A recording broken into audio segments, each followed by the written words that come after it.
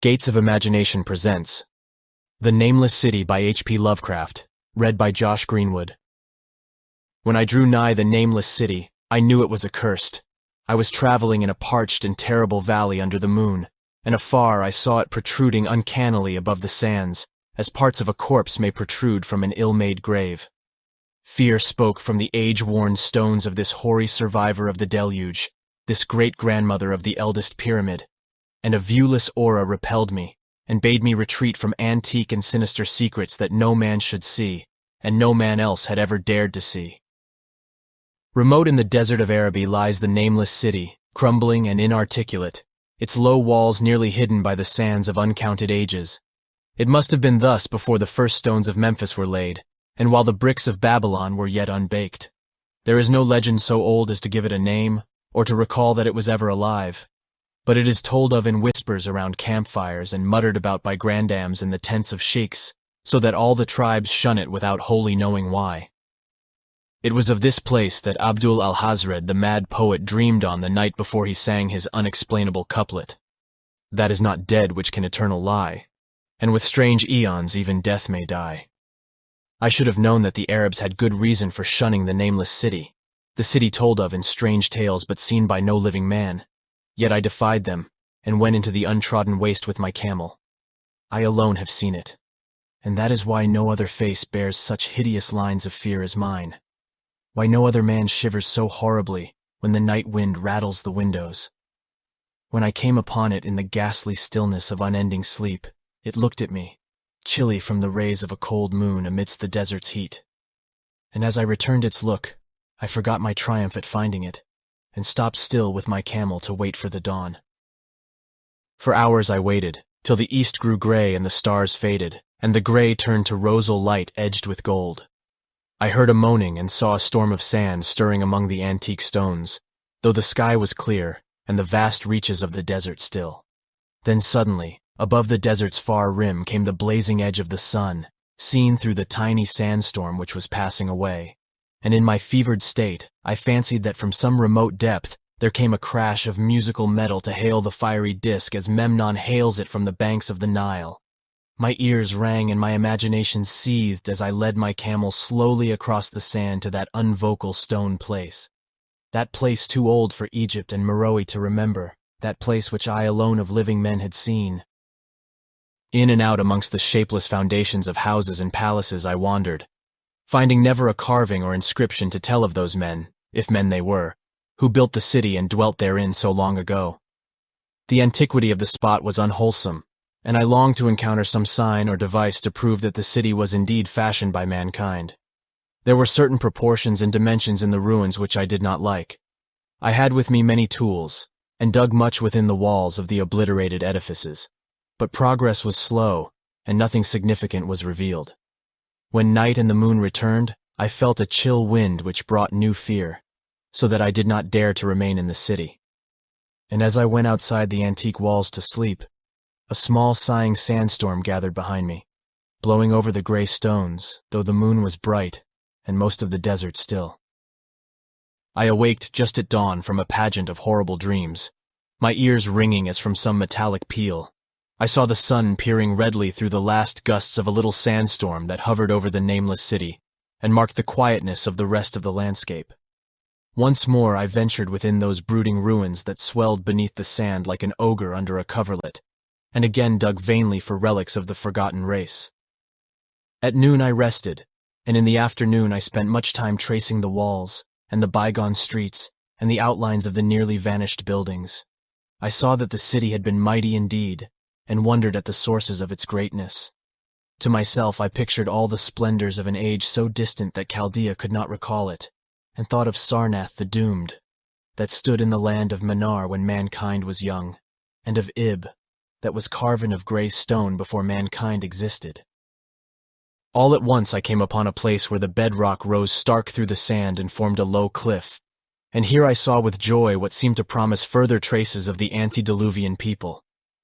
Hewn rudely on the face of the cliff were the unmistakable facades of several small, squat rock houses or temples, whose interiors might preserve many secrets of ages too remote for calculation, though sandstorms had long since effaced any carvings which may have been outside. Very low and sand-choked were all of the dark apertures near me, but I cleared one with my spade and crawled through it, carrying a torch to reveal whatever mysteries it might hold. When I was inside, I saw that the cavern was indeed a temple, and beheld plain signs of the race that had lived and worshipped before the desert was a desert. Primitive altars, pillars, and niches, all curiously low, were not absent, and though I saw no sculptures nor frescoes, there were many singular stones clearly shaped into symbols by artificial means. The lowness of the chiseled chamber was very strange, for I could hardly more than kneel upright, but the area was so great that my torch showed only part at a time. I shuddered oddly in some of the far corners, for certain altars and stones suggested forgotten rites of terrible, revolting, and inexplicable nature, and made me wonder what manner of men could have made and frequented such a temple. When I had seen all that the place contained, I crawled out again, avid to find what the other temples might yield. Night had now approached, yet the tangible things I had seen made curiosity stronger than fear, so that I did not flee from the long moon-cast shadows that had daunted me when first I saw the Nameless City. In the twilight, I cleared another aperture, and with a new torch crawled into it, finding more vague stones and symbols, though nothing more definite than the other temple had contained. The room was just as low, but much less broad, ending in a very narrow passage crowded with obscure and cryptical shrines. About these shrines I was prying when the noise of a wind and of my camel outside broke through the stillness and drew me forth to see what could have frightened the beast. The moon was gleaming vividly over the primeval ruins, lighting a dense cloud of sand that seemed blown by a strong but decreasing wind from some point along the cliff ahead of me. I knew it was this chilly, sandy wind which had disturbed the camel, and was about to lead him to a place of better shelter, when I chanced to glance up and saw that there was no wind atop the cliff. This astonished me and made me fearful again, but I immediately recalled the sudden local winds I had seen and heard before at sunrise and sunset, and judged it was a normal thing. I decided that it came from some rock fissure leading to a cave, and watched the troubled sand to trace it to its source, soon perceiving that it came from the black orifice of a temple a long distance south of me, almost out of sight. Against the choking sand cloud I plodded toward this temple, which as I neared it loomed larger than the rest, and showed a doorway far less clogged with caked sand. I would have entered had not the terrific force of the icy wind almost quenched my torch. It poured madly out of the dark door, sighing uncannily as it ruffled the sand and spread about the weird ruins. Soon it grew fainter, and the sand grew more and more still, till finally all was at rest again. But a presence seemed stalking among the spectral stones of the city, and when I glanced at the moon it seemed to quiver as though mirrored in unquiet waters. I was more afraid than I could explain, but not enough to dull my thirst for wonder. So as soon as the wind was quite gone, I crossed into the dark chamber from which it had come. This temple, as I had fancied from the outside, was larger than either of those I had visited before, and was presumably a natural cavern, since it bore winds from some region beyond. Here I could stand quite upright, but saw that the stones and altars were as low as those in the other temples. On the walls and roof I beheld for the first time some traces of the pictorial art of the ancient race, curious curling streaks of paint that had almost faded or crumbled away, and on two of the altars I saw with rising excitement a maze of well-fashioned curvilinear carvings. As I held my torch aloft, it seemed to me that the shape of the roof was too regular to be natural, and I wondered what the prehistoric cutters of stone had first worked upon. Their engineering skill must have been vast. Then a brighter flare of the fantastic flame showed me that for which I had been seeking, the opening to those remoter abysses whence the sudden wind had blown, and I grew faint when I saw that it was a small and plainly artificial door chiseled in the solid rock. I thrust my torch within, beholding a black tunnel with the roof arching low over a rough flight of very small, numerous, and steeply descending steps. I shall always see those steps in my dreams, for I came to learn what they meant. At the time I hardly knew whether to call them steps or mere footholds in a precipitous descent. My mind was whirling with mad thoughts, and the words and warnings of Arab prophets seemed to float across the desert from the lands that men know to the nameless city that men dare not know. Yet I hesitated only a moment before advancing through the portal and commencing to climb cautiously down the steep passage, feet first, as though on a ladder. It is only in the terrible phantasms of drugs or delirium that any other man can have had such a descent as mine. The narrow passage led infinitely down like some hideous haunted well, and the torch I held above my head could not light the unknown depths toward which I was crawling. I lost track of the hours and forgot to consult my watch, though I was frightened when I thought of the distance I must be traversing. There were changes of direction and of steepness, and once I came to a long, low, level passage where I had to wriggle feet first along the rocky floor, holding my torch at arm's length beyond my head. The place was not high enough for kneeling. After that were more of the steep steps, and I was still scrambling down interminably when my failing torch died out. I do not think I noticed it at the time, for when I did notice it, I was still holding it high above me, as if it were ablaze. I was quite unbalanced with that instinct for the strange and the unknown, which has made me a wanderer upon earth, and a haunter of far, ancient, and forbidden places. In the darkness there flashed before my mind fragments of my cherished treasury of demoniac lore, sentences from Alhazred the Mad Arab, paragraphs from the apocryphal nightmares of Damascus, and infamous lines from the delirious Image du Monde of Gauthier de Metz. I repeated queer extracts, and muttered of Afrasiab and the demons that floated with him down the Oxus, later chanting over and over again a phrase from one of Lord Dunsany's tales, the unreverberate blackness of the abyss. Once, when the descent grew amazingly steep, I recited something in sing-song from Thomas Moore, until I feared to recite more. A reservoir of darkness, black, as witches' cauldrons are when filled, with moon-drugs in the eclipse distilled, leaning to look if foot might pass. Down through that chasm, I saw, beneath, as far as vision could explore, the jetty sides as smooth as glass, looking as if just varnished ore, with that dark pitch the sea of death throws out upon its slimy shore. Time had quite ceased to exist when my feet again felt a level floor, and I found myself in a place slightly higher than the rooms in the two smaller temples now so incalculably far above my head. I could not quite stand, but could kneel upright, and in the dark I shuffled and crept hither and thither at random. I soon knew that I was in a narrow passage whose walls were lined with cases of wood having glass fronts. As in that Paleozoic and abysmal place I felt of such things as polished wood and glass, I shuddered at the possible implications. The cases were apparently ranged along each side of the passage at regular intervals, and were oblong and horizontal, hideously like coffins in shape and size. When I tried to move 2 or 3 for further examination, I found they were firmly fastened. I saw that the passage was a long one, so floundered ahead rapidly in a creeping run that would have seemed horrible had any eye watched me in the blackness, crossing from side to side occasionally to feel of my surroundings and be sure the walls and rows of cases still stretched on. Man is so used to thinking visually that I almost forgot the darkness and pictured the endless corridor of wood and glass in its low-studded monotony as though I saw it. And then, in a moment of indescribable emotion, I did see it. Just when my fancy merged into real sight, I cannot tell, but there came a gradual glow ahead, and all at once I knew that I saw the dim outlines of the corridor and the cases, revealed by some unknown subterranean phosphorescence. For a little while, all was exactly as I had imagined it, since the glow was very faint.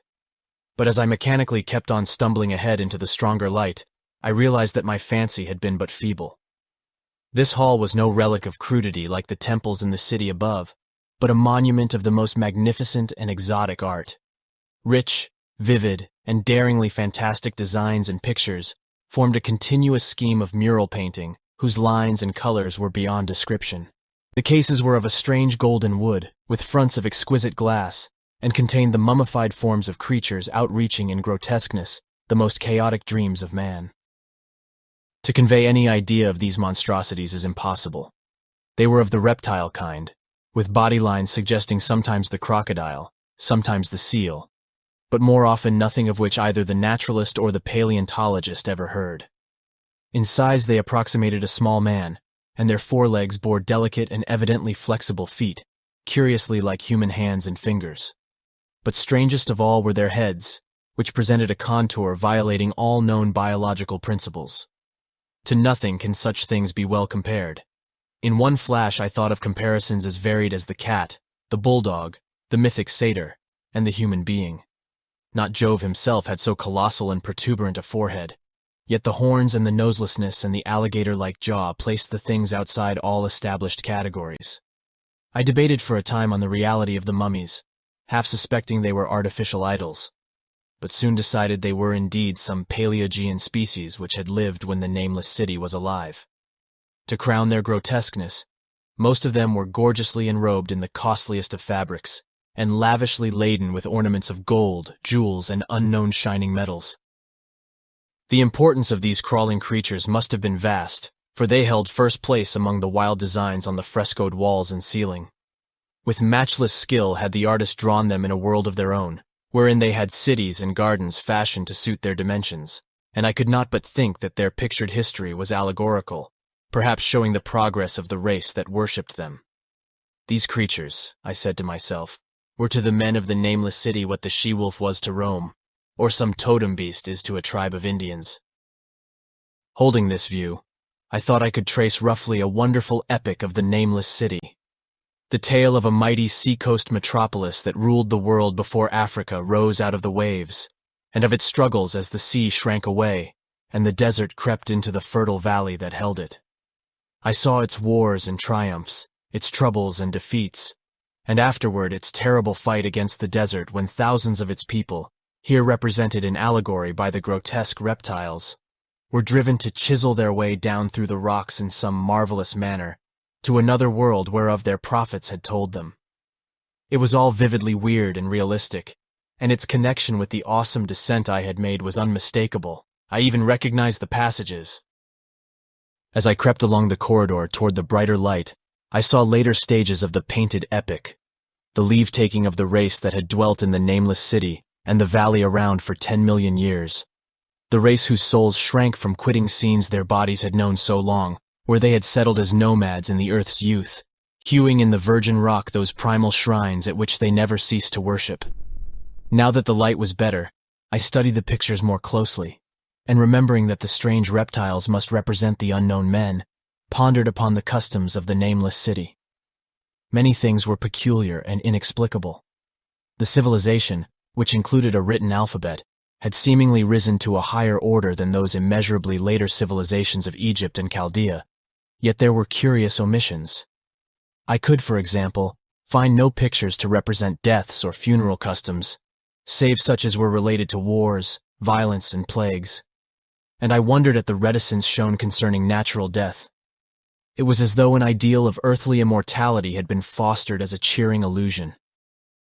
Still nearer the end of the passage were painted scenes of the utmost picturesqueness and extravagance, contrasted views of the Nameless City in its desertion and growing ruin, and of the strange new realm or paradise to which the race had hewed its way through the stone.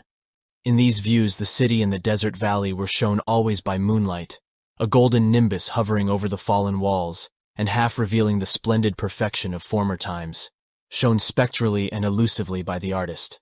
The paradisal scenes were almost too extravagant to be believed, portraying a hidden world of eternal day, filled with glorious cities and ethereal hills and valleys. At the very last I thought I saw signs of an artistic anticlimax. The paintings were less skillful, and much more bizarre than even the wildest of the earlier scenes. They seemed to record a slow decadence of the ancient stock, coupled with a growing ferocity toward the outside world from which it was driven by the desert. The forms of the people, always represented by the sacred reptiles, appeared to be gradually wasting away, though their spirit as shown hovering about the ruins by moonlight gained in proportion. Emaciated priests, displayed as reptiles in ornate robes, cursed the upper air and all who breathed it, and one terrible final scene showed a primitive-looking man, perhaps a pioneer of ancient Irem, the city of pillars, torn to pieces by members of the elder race. I remembered how the Arabs fear the Nameless City, and was glad that beyond this place the gray walls and ceiling were bare. As I viewed the pageant of mural history, I had approached very closely the end of the low-ceiled hall, and was aware of a great gate through which came all of the illuminating phosphorescence. Creeping up to it, I cried aloud in transcendent amazement at what lay beyond. For instead of other and brighter chambers, there was only an illimitable void of uniform radiance, such as one might fancy when gazing down from the peak of Mount Everest upon a sea of sunlit mist. Behind me was a passage so cramped that I could not stand upright in it. Before me was an infinity of subterranean effulgence. Reaching down from the passage into the abyss was the head of a steep flight of steps, small, numerous steps like those of the black passages I had traversed, but after a few feet the glowing vapors concealed everything. Swung back open against the left-hand wall of the passage was a massive door of brass, incredibly thick and decorated with fantastic bas-reliefs, which could, if closed, shut the whole inner world of light away from the vaults and passages of rock. I looked at the steps, and for the nonce dared not try them. I touched the open brass door, and could not move it. Then I sank prone to the stone floor, my mind aflame with prodigious reflections which not even a death-like exhaustion could banish. As I lay still with closed eyes, free to ponder, many things I had lightly noted in the frescoes came back to me with new and terrible significance. Scenes representing the nameless city in its heyday, the vegetation of the valley around it, and the distant lands with which its merchants traded. The allegory of the crawling creatures puzzled me by its universal prominence, and I wondered that it should be so closely followed in a pictured history of such importance. In the frescoes, the nameless city had been shown in proportions fitted to the reptiles. I wondered what its real proportions and magnificence had been, and reflected a moment on certain oddities I had noticed in the ruins. I thought curiously of the lowness of the primal temples, and of the underground corridor, which were doubtless hewn thus out of deference to the reptile deities there honored, though it perforce reduced the worshippers to crawling. Perhaps the very rites had involved a crawling in imitation of the creatures. No religious theory, however, could easily explain why the level passage in that awesome descent should be as low as the temples, or lower, since one could not even kneel in it. As I thought of the crawling creatures, whose hideous mummified forms were so close to me, I felt a new throb of fear. Mental associations are curious, and I shrank from the idea that except for the poor primitive man torn to pieces in the last painting, mine was the only human form amidst the many relics and symbols of primordial life. But as always in my strange and roving existence, wonder soon drove out fear, for the luminous abyss and what it might contain presented a problem worthy of the greatest explorer. That a weird world of mystery lay far down that flight of peculiarly small steps I could not doubt, and I hoped to find there those human memorials which the painted corridor had failed to give. The frescoes had pictured unbelievable cities, hills, and valleys in this lower realm, and my fancy dwelt on the rich and colossal ruins that awaited me. My fears, indeed, concerned the past rather than the future. Not even the physical horror of my position in that cramped corridor of dead reptiles and antediluvian frescoes, miles below the world I knew and faced by another world of eerie light and mist, could match the lethal dread I felt at the abysmal antiquity of the scene and its soul. An ancientness so vast that measurement is feeble seemed to leer down from the primal stones and rock-hewn temples in the nameless city, while the very latest of the astounding maps in the frescoes showed oceans and continents that man has forgotten, with only here and there some vaguely familiar outline. Of what could have happened in the geological eons since the painting ceased and the death-hating race resentfully succumbed to decay, no man might say. Life had once teemed in these caverns and in the luminous realm beyond. Now I was alone with vivid relics, and I trembled to think of the countless ages through which these relics had kept a silent and deserted vigil. Suddenly there came another burst of that acute fear which had intermittently seized me ever since I first saw the terrible valley and the nameless city under a cold moon, and despite my exhaustion, I found myself starting frantically to a sitting posture and gazing back along the black corridor toward the tunnels that rose to the outer world. My sensations were much like those which had made me shun the nameless city at night, and were as inexplicable as they were poignant. In another moment, however, I received a still greater shock in the form of a definite sound, the first which had broken the utter silence of these tomb-like depths. It was a deep, low moaning, as of a distant throng of condemned spirits, and came from the direction in which I was staring. Its volume rapidly grew, till soon it reverberated frightfully through the low passage, and at the same time I became conscious of an increasing draught of cold air, likewise flowing from the tunnels in the city above. The touch of this air seemed to restore my balance, for I instantly recalled the sudden gusts which had risen around the mouth of the abyss each sunset and sunrise, one of which had indeed served to reveal the hidden tunnels to me. I looked at my watch and saw that sunrise was near. so braced myself to resist the gale which was sweeping down to its cavern home as it had swept forth at evening. My fear again waned low, since a natural phenomenon tends to dispel broodings over the unknown. More and more madly poured the shrieking, moaning night wind into that gulf of the inner earth. I dropped prone again and clutched vainly at the floor for fear of being swept bodily through the open gate into the phosphorescent abyss. Such fury I had not expected, and as I grew aware of an actual slipping of my form toward the abyss, I was beset by 1,000 new terrors of apprehension and imagination. The malignancy of the blast awakened incredible fancies. Once more I compared myself shudderingly to the only other human image in that frightful corridor, the man who was torn to pieces by the nameless race, for in the fiendish clawing of the swirling currents there seemed to abide a vindictive rage all the stronger because it was largely impotent. I think I screamed frantically near the last. I was almost mad, but if I did so, my cries were lost in the hell-born babble of the howling wind-wraiths. I tried to crawl against the murderous invisible torrent, but I could not even hold my own as I was pushed slowly and inexorably toward the unknown world.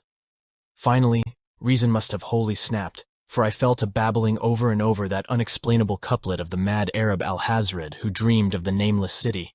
That is not dead which can eternal lie, and with strange eons even death may die.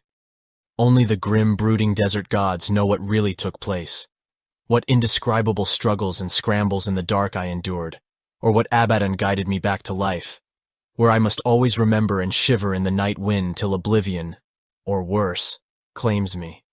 Monstrous, unnatural, colossal was the thing, too far beyond all the ideas of man to be believed except in the silent, damnable small hours when one cannot sleep.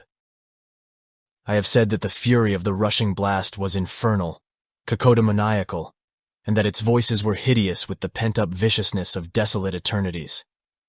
Presently those voices, while still chaotic before me, seemed to my beating brain to take articulate form behind me, and down there in the grave of unnumbered eon-dead antiquities, leagues below the dawn-lit world of men, I heard the ghastly cursing and snarling of strange-tongued fiends.